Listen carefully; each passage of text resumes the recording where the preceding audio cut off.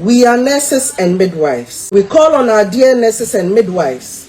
to resume their normal shift duties. Omo enam so as leader, wodi wo manim a wo mawuo no maame ubede na ado ma bankwam And propaganda.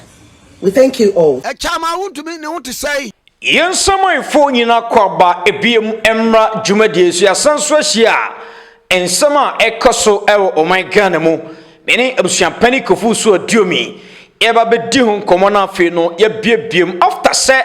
necessary womo oman Ghana mu womo cost strike na ayarefo ni bi fa ho ewuwu ye no finally sisi amene okasei oma call off the strike ama omo esan ekokoye dwumana ensem bebre so ena ediache eba info bi ewom quick one ebedi hu nkomo eno chi chama Wontumi radio station account some of the radio stations are NCA shutting it down no enkomo bebre so ena free ho eba minority no NPP omo di nkomo bebre na chama Wontumi so ne camp omo di nsem bebre ena aba betudwa ebewra ho so na fe bibia aye kama baransa na ebewra mu no ense nurses no empanimfo na kasa omo se strike no omo suspend quick one erienti ena omo di nyina abawe quick one yenkotemra na yekoba enkomodie bebre ewachi. Colleagues, I mean our dear nurses and midwives, good morning to our employer, good morning to the Parliamentary Select Committee on Health, a very good morning to all Ghanaians. This is a press release on the suspension of our GRNMA strike. The leadership of the Ghana Registered Nurses and Midwives Association embarked on a roadmap of industrial actions on 2nd June 2025 with the wearing of red arm/headbands, followed by withdrawal of outpatient department and emergency services, which culminated into the total withdrawal of all nursing and midwifery services on 9th June 2025. Our demand from our employer was simply to have the collective agreement of Ghanaian nurses and midwives, which was signed in May 2024, duly implemented without any further delay. Having monitored the misinformation, disinformation, and the propaganda that have surrounded our strike action, the leadership of the association would like to set some records straight on the following. 1. We are nurses and midwives trained to provide essential health services to the Ghanaian population, and matters affecting us which are brought formally to the attention of the employer must be treated with the urgency it deserves and in good faith. 2. As nurses and midwives, we do not take delight in seeing our patients suffer. However, we cannot take good care of others when the system does not take good care of us. 3. The GRNMA is a non-partisan professional association and trade union, and the holder of the collective bargaining certificate covering all nurses and midwives in Ghana. In its 65 years of existence, the Ghana Registered Nurses and Midwives Association has never aligned with any political party in Ghana. Rather, it has worked with every government since 1960 in building a stronger and more resilient health system responsive to the health needs of Ghanaians, whilst at the same time we representing the interests of nurses and midwives in matters related to their welfare and general working conditions. Considering all that has transpired from 2nd June 2025 in relation to the pleas of the good people of Ghana, pleas from our patients, and the timely intervention of the Parliamentary Select Committee on Health, the leadership of the association wishes to state as follows. The engagement held with the Parliamentary Select Committee on Health and other interested parties on Thursday, 12 June 2025, was very fruitful and has paved the way for an amicable resolution of the impasse with our employer concerning the implementation of our collective agreements. 2. In view of point 1 above, the Ghana Registered Nurses and Midwives Association's industrial action initiated on 2nd June 2025 is hereby suspended, pending the outcome of the follow-up meeting scheduled for 26th June 2025. 3. We call on our dear nurses and midwives to resume their normal shift duties from Saturday, 14th June 2025. And we wish to assure you that we will not rest on our oars until the collective agreement is fully implemented. 4. We are thankful to the chairman, the ranking member, and all other members of the Parliamentary Select Committee on Health for their timely intervention to set a clear framework for the implementation of our collective agreements. We are equally grateful to the nursing and midwifery fraternity, especially our GRNM members, for the deep sense of solidarity in adhering to the roadmap. To the press, we thank you sincerely for carrying our voices to Ghanaians and indeed the whole world, and encourage you all to be professional in all matters to protect citizens from misinformation, disinformation, and propaganda. We thank you all for your attention. Okay, Yabushia. Right. I said finally. Striker, wamu koya. Mimfani say any perform wu no. Or ma call it off the strike. But then edu baby a wamu so case. Nti yabasa ba no say on try na fi no nie baby ho a on team provide emma nurses no na omunya dwuma emfama o my Ghana. Quick one. Iyenwuramwe. Mamencha yarefo na mamini kan na nurses and midwifery association. Nyamisha. Na o mase. Say after all ekoye afedie aposo wo magem no mate ase se wo magya bibia amanaka nti wo mo kɔ no makoye adwuma na se de odi kan ye no ano ye besere mampanyin so se wo mate ase no kakra bia se fata wo mo bia no onfama wo mo because from 2022 ba no nurses omodwane from my Ghana mo pa because kwan ye fa so hwe nurses wo Ghana no enye ade bia ye won papa bia na ye won bonita ho enti nam de pa enso ye wo bonwunu wo bekuma bonwunu eta ho je so te bonwunu no enti nurses no ye niema bia nya me meba so but ye wo so on minus ye de ni die ni ebu esefata e de ma wo mo me hu se ni enuanum bebre e comment last time video ye na me kan wasem e wase enuanum mo UK mo Finland mo US and other developed countries no na mo comment na ye fine but bisa hu se nurses ni ben no UK ne bosom yaketua any $3,000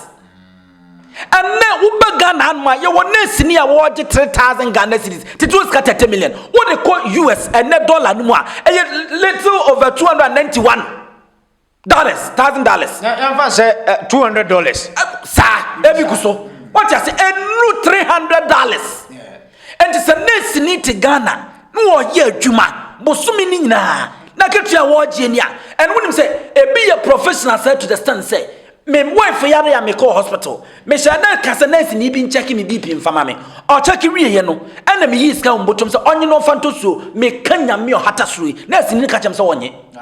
enti ye wo such nurse sa office na dwuma na wo ye na wu ya so ba juiska enti de only pendia ye soul ne bosome akatua no 3,000 ebinum akutia no 3,000 no ebinum 2,000 no na ade. How will you want this kind of nurse to survive in Ghana? And to near maybe one was here, near the more. Now, so no soon chester and no soon tino. No more someone so far can be so. Nobody dear indirectly. I don't know. Oh, Nenipa, Sana, what she near our motia ye, and no more man was some quam man quaintin, one more free more mocono, and no be another dynamic. ene mati asese mo ko adwuma mampanyin ben kasa ono so beti ase no odi mu demands ni nyina mamo omo wu ye ne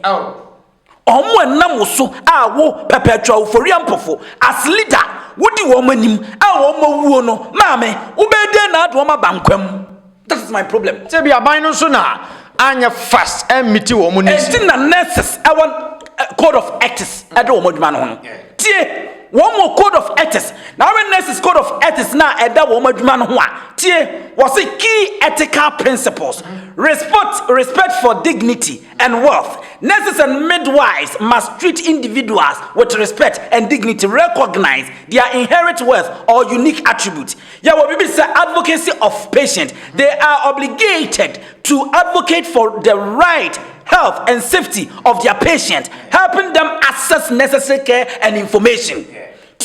Your primary commitment to patient. The nurses and midwives' primary focus should be on the needs of the patient, whether it is an individual, family, group, or community. Was a trusting relationship. Building trust is essential for effective care, and nurses and midwives should strive to create trusting relationship with the patient. Responsibility and accountability. Ethics of code. Nurses and midwives are responsible for their actions and accountable for the quality of care they provide.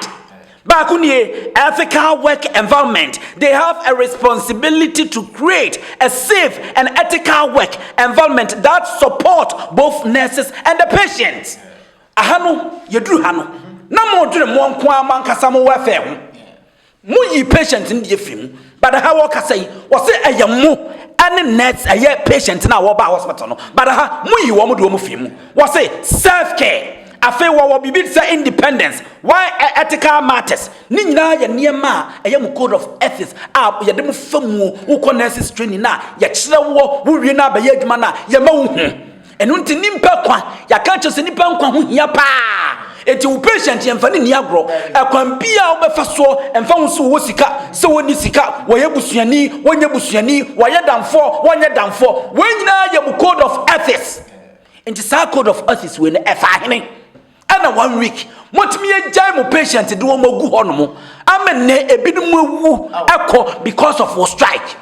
Me se ne what ya say strike no calling off enti wo kọ adwuma omo anam won nsa so wo mawu ne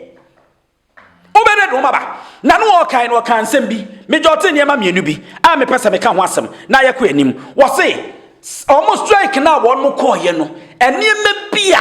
na etata wo mo strike no ho o pesa o address ansa no akọ nanim na no address wo ka political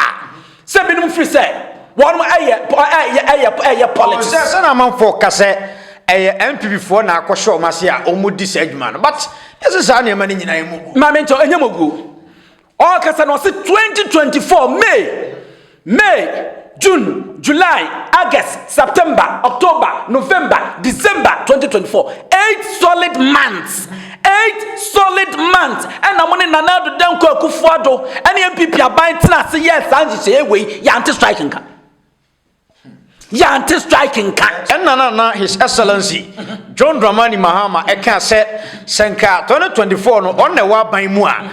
ahoche ekoso o my Ghana mu no enka yebehu amanfo a ebe kasa afa yebehu ohwe kranka ebianka ku besi imagine say na John Dramani Mahama and 8 months ago yet 5 months yi ka ho a akwa say 13 months ago and one say necessary kwa apam and ye to aba and tia no na MPP na wa ban mu nei and NPP na wa ban mu nei me ka nine ka John Dramani Mahama ko bewu this nko come yes awo no foforo enti ye betran no a obi enu o ye bias me medical ka NPP mfa aduane mesi me pono so da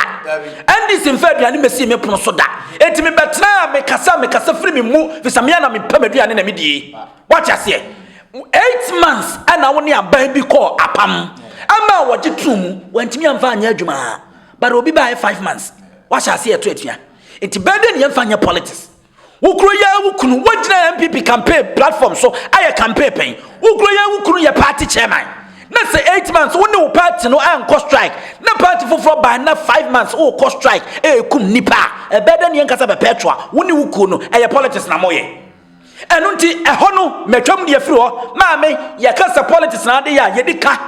ɛsɛ fata nso se yɛka ɛno nti ne yɛkae enti non-partisan union no deɛ until sɛ mobɛse samadwen no wɔm de bɛbata mo saa enti mo nse samadwen na mo nyimfiri ho ɔbaa bibi wɔse ɛyɛ wɔn no wɔn ntumi nkɔ ɛyɛ asopiti na wɔn mo nkɔhwɛ ayarefoɔ abra wɔn ankasa nso no wɔn nneɛma nkɔ yie wɔn abrabom indeed yɛn nyina yɛgye tum matena ha maka mesi obi a saa nneɛma wee kɔ yie ɔbɛ benefit yie pan ebi a wo a wotie mi a ofise bi a meyɛ bias no ebi a wo nua bi kura nyɛ nurse ebi a wo yɛ bi nyɛ nurse ebi a ɔbɛ bi nyɛ nurse ebi a ɔdanfo bi nyɛ na media anya hwɛ no immediate me yere yɛ nurse enti some beneficiaries we no eba me benefit eno kwa na osenka ayefo no se onya bias because wo yiri nurse but amanfo se ase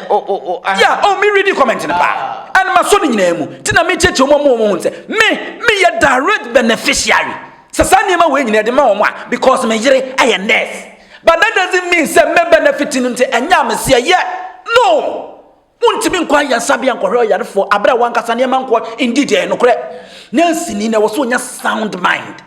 no otimi dia begina wo yarefo ho no otimi ahwɛ na nansi ni a wɔkɔ adwuma yi na katua asɛm nyɛ ni uniform kura hyɛ ne nyɛ baabi a wɔte nyɛ mfidi ɔde yɛ adwuma kura ni hɔ no ɛbɛde wonya sound mind no otimi akɔgya no ayɛ adwuma me bi say nuanum a wo mo UK US and Finland na wo mo comment here no say nurse ni bia ni won ma wo hodum a oyade a na katua na ban ne hwe ne free no say omumu hwan e na wo Finland US a na katua e 30 million to sika wo Ghana nurse ni be na wo US wo a na katua 30 million e wo Ghana no enti se yare katua de ma wo mo no no mo yare ne yehwe wo mo free wo Ghana no man kanya news so atase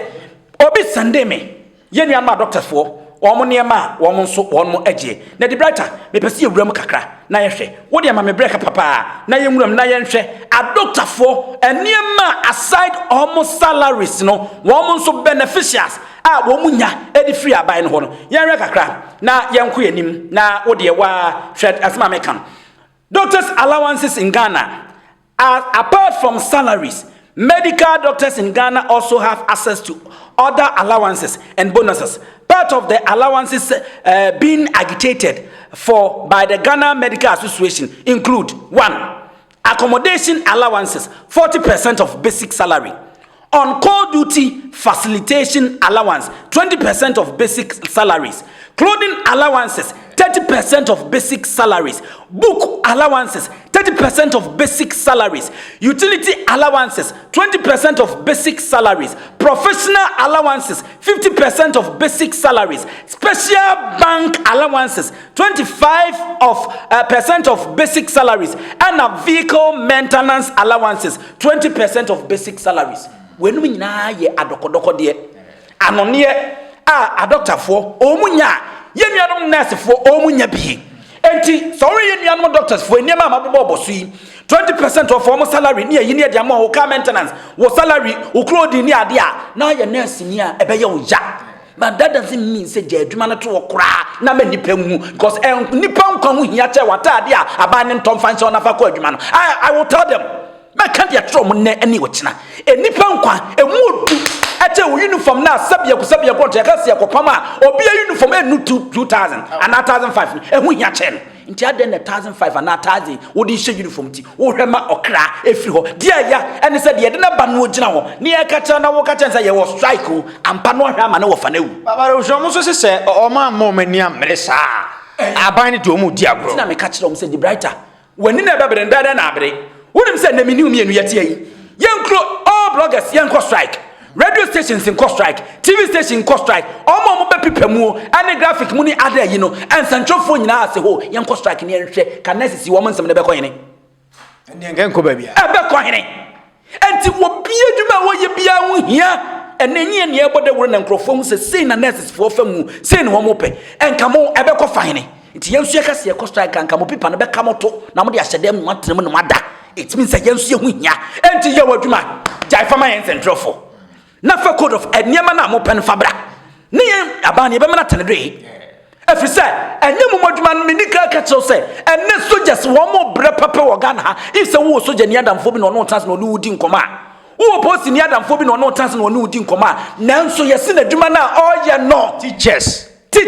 One credit to them so strike, but me ko soldier ni police ni security agencies no. Because we mo dwuma mo ye and mo kwan and mo ko strike because and necessary soldier focus on mo ko strike and so man na dampan. Obi etimi bowuram enti wo mo bre wo mo tru mu tim fifire so wo mo da so tim a wo mo ko strike. Enti se ne nurse ni wo be be so na soldiers for ko strike, police for ko strike and so any say. But wo mo dwuma no omo fire mu so se ye be ye eno ne person nurse for mo ye because mo so mo ye nipa ho adwuma na mo nya mfama yen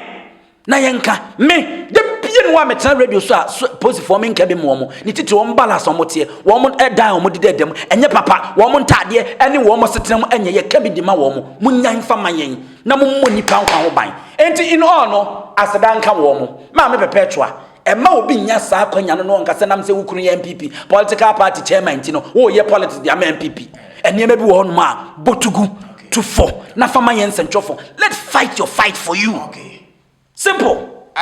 Finally oma call it of the strike nti e da nyame ase ye be do ma senso ye mfa bibia nto nchen na ye no ma se omo se ko back asa ko adwuma na mbom nipa wudie ho de ma ebone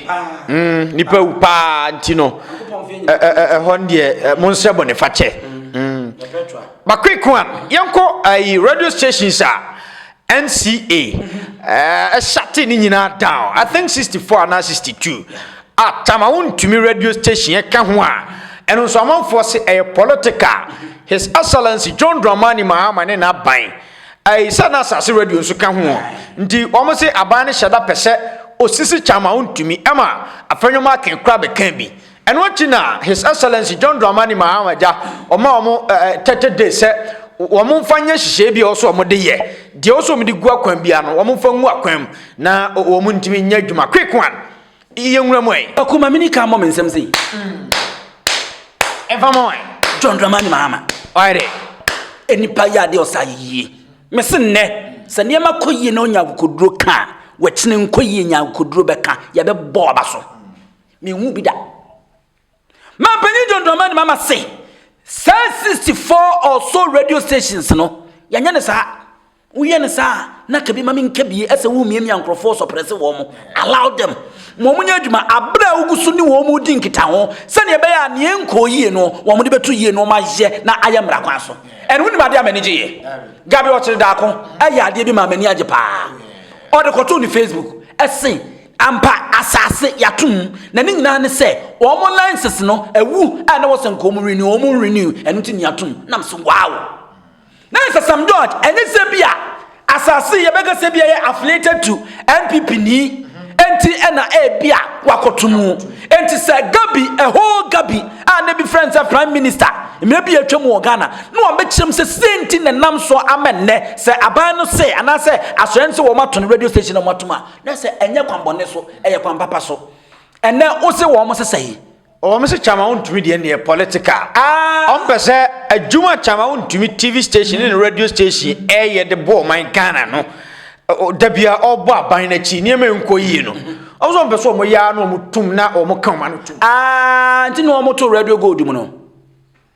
no mo so ya politics on dabe o nana dan kwa kufu ado penso na sro wusu nti no to radio gold mu any radio stations aka na wo mo say affiliated to NDC no enu nti no mo tum no me pese me bua na say oh okay se be foko ye okwasa zabonsam enti se wo mu say politics o mo ye dia na say na no so ye politics but at least me hu sa afunyo ma ken say kasa when dia ya kura da John amanyasem na mampanyini ye eze wa pese odi ginnim keke wo Ghana sanse wo tese Ghana fo kasa enti no ye afunyo na no Ghana fo kasa nso yenya mampanyini a wotimi dwene I will repeat it na no Ghana fo kasa aba radio stations a wodo nyina ye tum no Ghana fo kasa nso yenya mampanyini na wotimi dwene ema ne siso wan kasa okoso ma radio ne ye tum badenne nyamencha de yenye nipa o ye mampanyini nti ebe ne so wota akire kura no kache Sam George so omuntum a yesesa be okosea ne ntimi nsesa na den mampanyin sai kwotena se ne wo hu se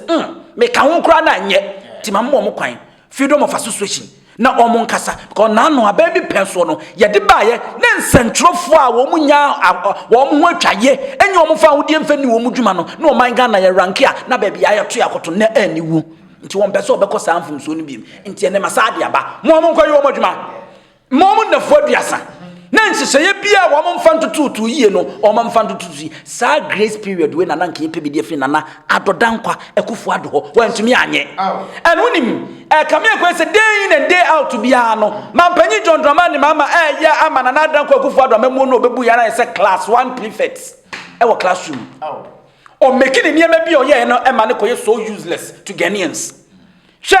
se mampanyi ya to radio station no amfi na ne prensu nyina radio na anya adwuma but oba yeye wo se wo beto radio station bi na nso me de me se mo nya adwuma mo bere na mo mfa nya nsiesie e bi ansi na adanko akufu ado penso and na adanko akufu ado oda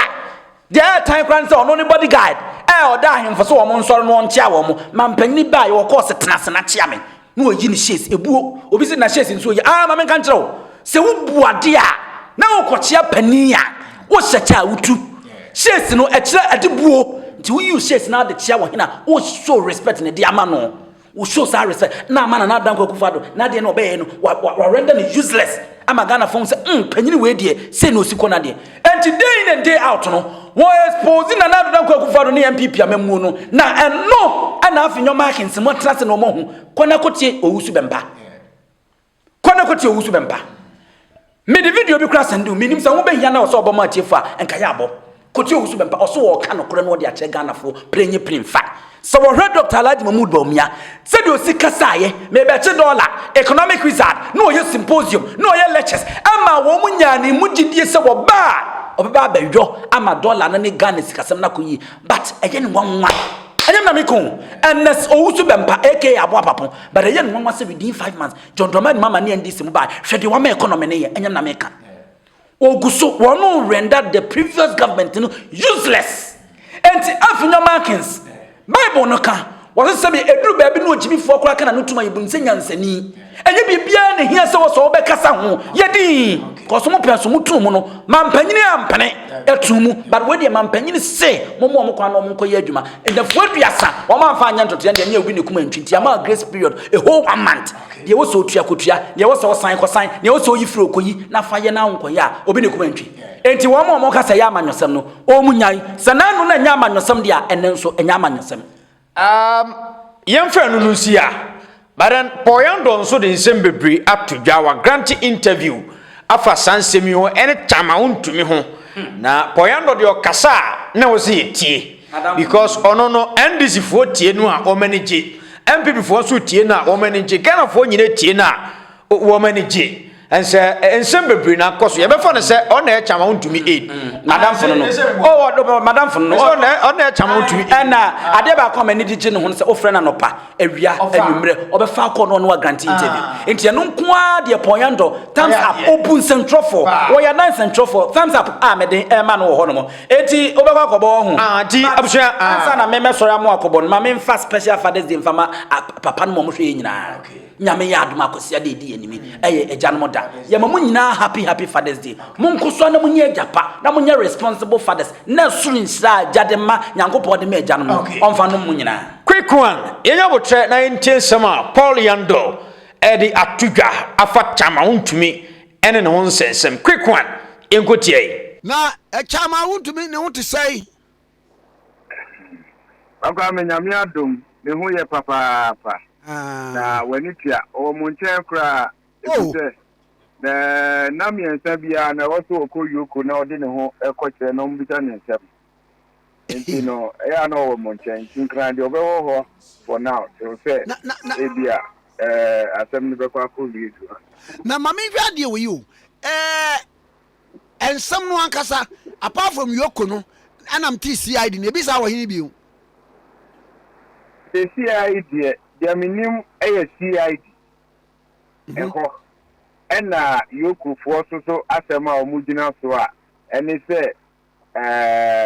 rate of sermons are receive from Exim Bank say wakoje botiano eno ho so ensensem na wo yoku nti two institutions ena minimum for now okay na sabusian no ankasa no wonim ho die Bakwame didi kan mame sambo abasu bi na menka se o ye ade pa Ghana man nyina no dan kwamba bia no ye bebo udin eti se de ye bo Ghana mpanimfo din a na yɛde ka asɛm a ɛyɛ asɛmpa afa wɔ mo ho nti journalism ana journalist ɛwɔ Ghana ha deɛ bakwame mmerɛ di yɛ nimu yi minimu sɛ yɛwɔ kɔ retirement mu koraa no a ɛyɛ ade a yɛbɛbɔ odin aka sɛ bakwame ɛyɛ obi a na ɔyɛ n'adwuma ma obiara kwan ma ne ka n'asɛm ɛma nkyekye mu pa so ekimu efiri mu ba na deɛ yɛka ne sɛ bosiabɔ ɛnyɛ bɔne in fact ɔman Ghana koraa no bakwame yɛabɔ bosia bebrebe kyerɛ sɛ aban yi a waba seesei koraa no na ɔde bɔ aban yi a etwa mu Akufo-Addo aban yi akyi sɛ wabɔ bosia bebrebe ma wɔhu deɛ ɔde bosia no bi koraa yɛ abere a yɛn nyinaa no mu sɛ bosia bi a yɛbɔ biara no ɛwɔ baabi a efiri ɛba efiri ɔman foforɔ so na ɛba nko adeɛ a ɛbɛfa parliament a obiara kɔ hɔ a obehu deɛ de bosia no ayɛ nti bosia bɔ deɛ ɛntumi mfiri akwa mu kyɛma wontumi ɛkɔbɔ bosia ɛwɔ Exim Bank na te sɛ deɛ yɛn nyinaa yɛ nimu no ɛnyɛ n'animu ne ɛhwɛɛyɛ sɛ kyɛma wontumi na ɔyɛ kɔkɔɔ tenten ne ho ɔfɛ wɔ sika nti no ne gyina so ama ne bosia anaasɛ wɔyɛ chairman of Ashanti region NPP eti yɛbɔ ne bosia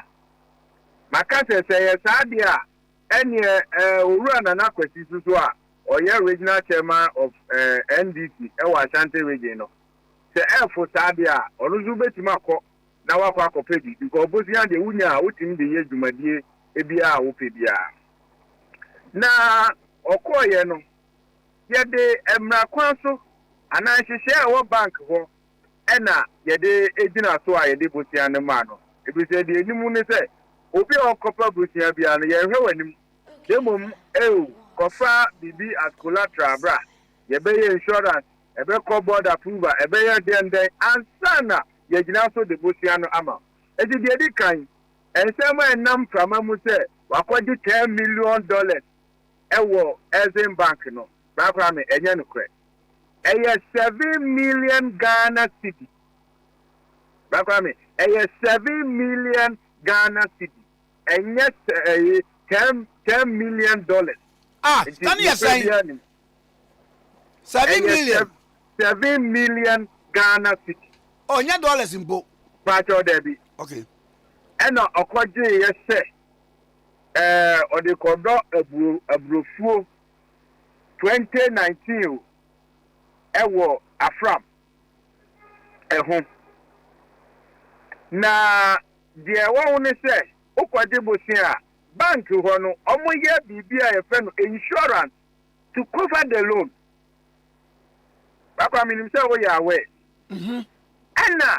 yɛsan so maa ne fan na ayi Uncle Paul me kuta masters in financial management o nti deɛ woka minim paa good me do was bakɔ ame me to me will be MBA in banking and finance okay US enti ɛhɔ no yɛ insurance ɛma no ɛna yɛsan maa ne di na japadeɛ baayɛ as collateral wow sɛ default anaasɛ loan no ankɔ yi a obetimi de na japadeɛ no asia no na watimi de different cost no anaasɛ insurance no kora na ɛyɛ ama loan no ɛno so kora betimi take care of aside that ɛfuo na nkasa no farm managers no farm manager anaasɛ hwɛsofoɔ no a ɔhwɛ ɛfuo na nkasa no they were employed by Exim Bank ana Exim Bank for the piano wow enti ebi ma sɛm a ɔmo ka sɛ afuo no wankɔyɛ ɛna na wagye sika no na adie no if it's so a ɛyɛ den na Exim Bank ɛfa farm managers ya na ɔmo tua ɔmo ka so the staff na ɔmo hwɛ afuo no so no can they lie to the same bank a otua ɔmo ka sɛ ɔmo hwɛ afuo no so na ɛnyɛ no kura da biara eti ɔyɛ afuo no mu ensu kɛseɛ bi yiriɛ bakwa me ɛnyɛ asɛm ketewa o na afuo no wɔ ifa disaster ɛba ayi Uncle Paul na afuo no wɔ ifa Afram ɛyi drɔbɔn so wɔ adrɔbɔn so wie o ti aseɛ Ensuo ni yiri. Ebe fa afuo no mu nyina ne wono kwa ensuo. Enye wono kwa afuo na ade ne fa yo. Farmers wo nyina were affected. Not more report be bia wo. Ah, that why me say wo phone say see na wo Google. Na wo Wontumi farm ba. Ebe yi ni nyina ba. Na me ba jo no eyi no ba bia na afuo no wo no. Na ben nsuo no ho. Ebe nsuo no, say asase no so. 28 acres of land. 28,000 acres of land. What happened? Uba brakwa mu tie dia meken. Mi tie. Chese efu ni so kakraka. Eyi mo fidi kesi eyi mado. Ah who say no ye UTV program bi e fe na Aiko.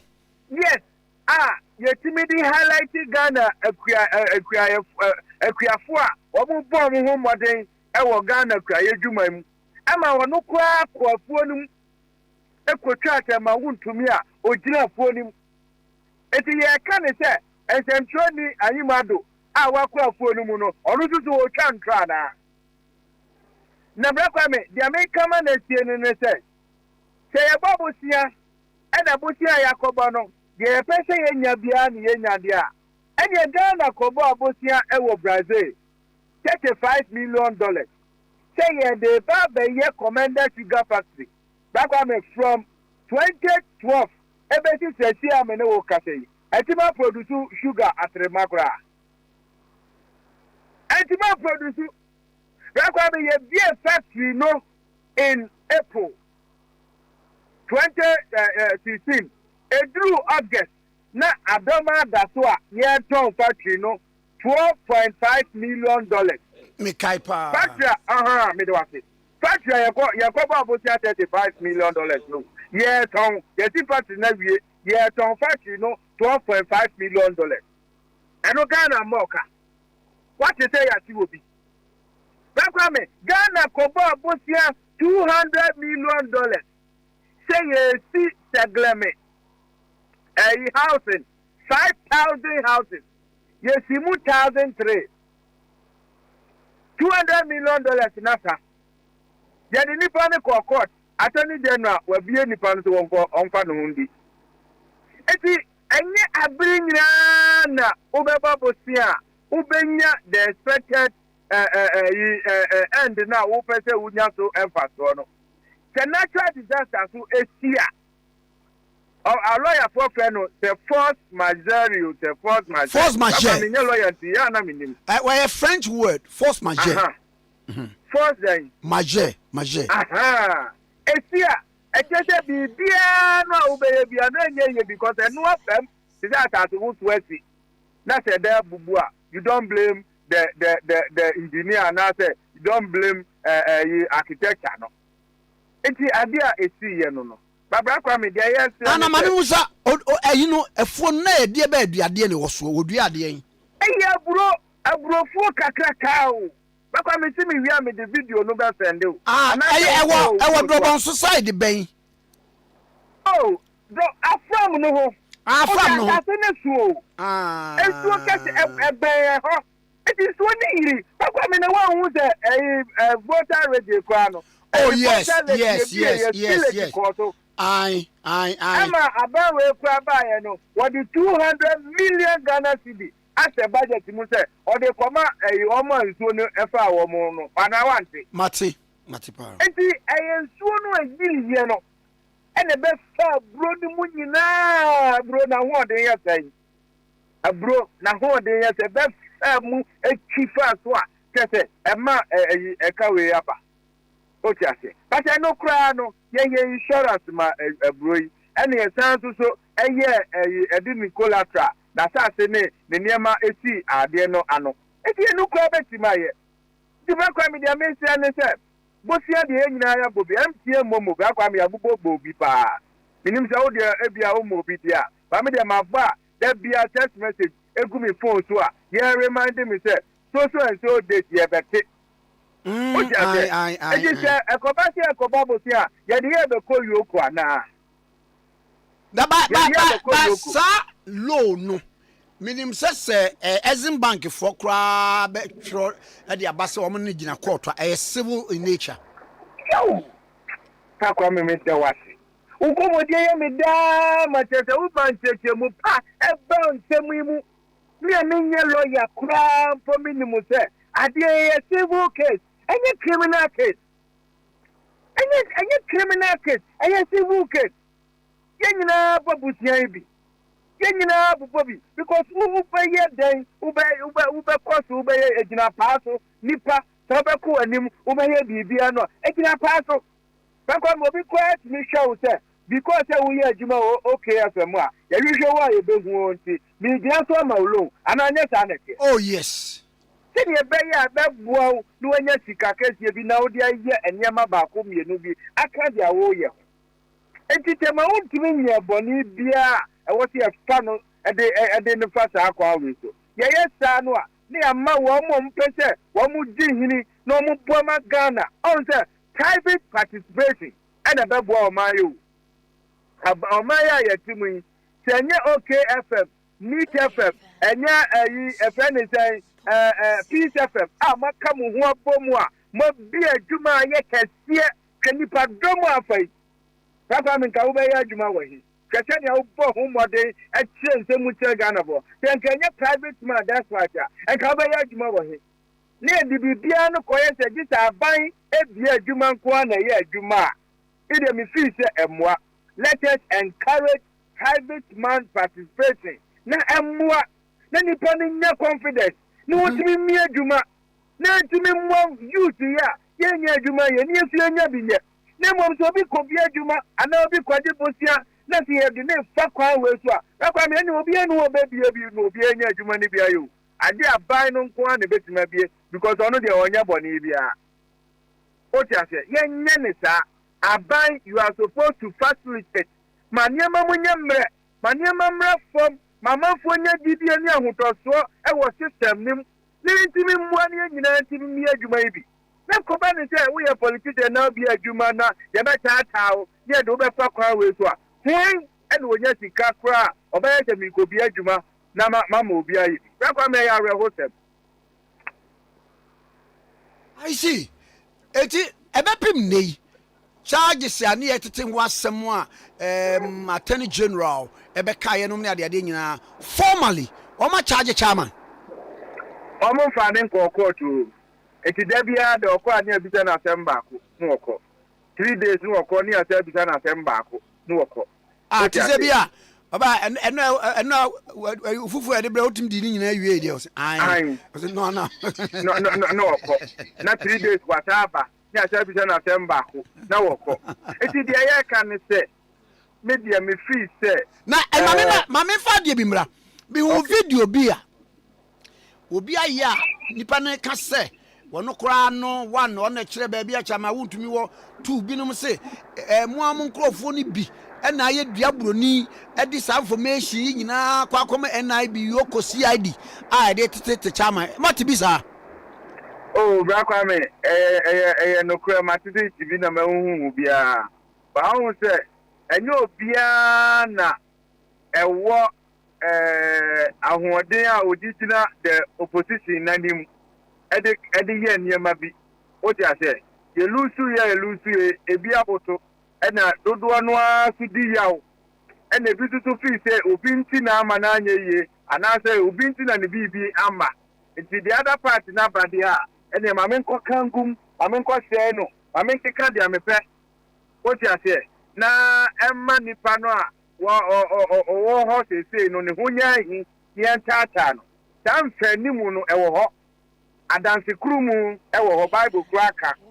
o ti ase ewo 10 commandments nim se ewo ade ewo ho obi wo ho fanimu ene adanse krumu ewo ho o ti ase eti no ye wo nipa ni bi wo ho a okwa kokata in order to get favor na mo de se ya meka o matem da bia ewo ho NDC mu kra bi wo ho saa susu na NPP mu ebi be wo ho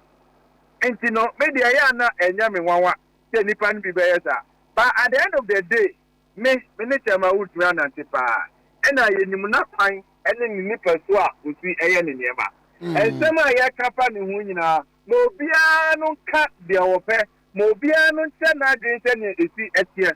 but se nkoma a ye di tese ya ye nyina ye nim se ade a yokofo yi enye criminal matter no mabam eye civil matter no mabam no don so me kwa kodru court no court be ka cho mo se mo kra mo ni mandate to do what you are doing because ade na ye civil case mo kan ko baba sabia